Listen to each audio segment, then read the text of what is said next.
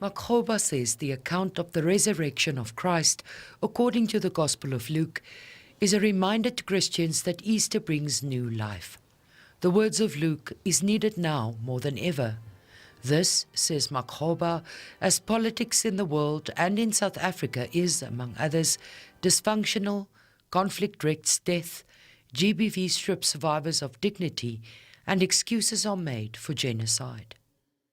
We live in a time when the civil war in Sudan continues without pause, when South Sudan teeters on the brink of a new civil war, and when we look on in despair as Israel expands its occupation of Gaza, where not even those identifying themselves as medical personnel are safe from attack, and where the Israeli government gives every indication of pursuing ethnic cleansing with the collusion of the United States. Makgoba says it's a time when the credibility and commitment to good governance of political parties is open to question. Last week, leaders of the South African Council of Churches met with President Cyril Ramaphosa and members of Cabinet.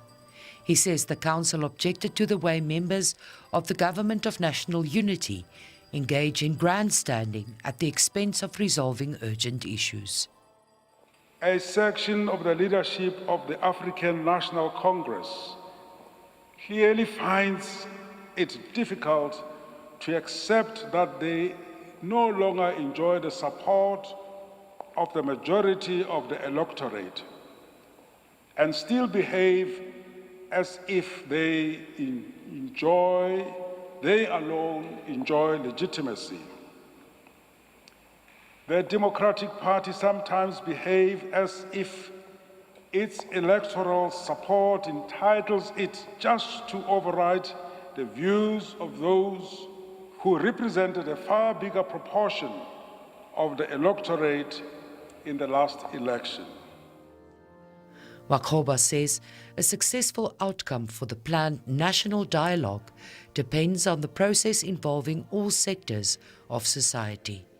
The aim is to address, among others, social fragmentation, moral deterioration, and the loss of trust in public institutions. He says true justice in South Africa will only happen if the promises of the Constitution is fulfilled by working together for the common good. If we fail to show that democracy can improve the lives of our people, we run the risk of going the way of those countries in the so-called developed world which are threatening to slide downwards into populist autocracies.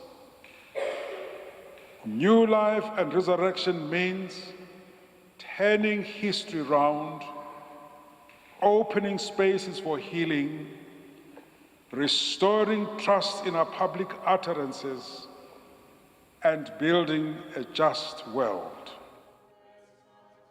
Makgoba says all is not lost, and Easter restores humanity through others, growing a spirit of community. But it demands risk to bring about change for good and faith to move forward. So now, in our fractured and conflict-ridden world, we have to be ready to take the same risk that God took. We have to be willing to put our trust in God, even though we might not know the answers or be certain about our future. If we do this, we can fill the world with light and love, so that all of us will find ways of becoming midwives of a restored humanity. Mariska Botha, SABC News, Cape Town.